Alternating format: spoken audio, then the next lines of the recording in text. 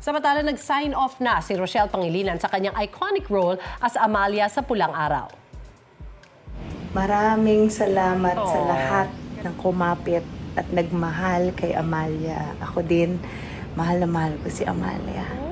Minahal ng viewers ang pagganap ni Rochelle bilang Amalia de Malanta Torres. Hooked ang manonood sa bawat linya at luha mula sa pagiging malupit na tiya hanggang siya'y maging comfort woman at matapang na gerilya.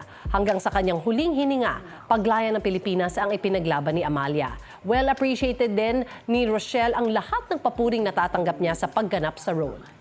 Sa mga nakakamiss dahil sa bittersweet goodbye ni Amalia, don't worry. Dahil mapapanood ulit si Rochelle as Karina naman sa Lolong Bayani ng Bayan. Mapapanood ang Season 2 ng adventure serye sa January 2025. Gusto mo bang mauna sa mga balita?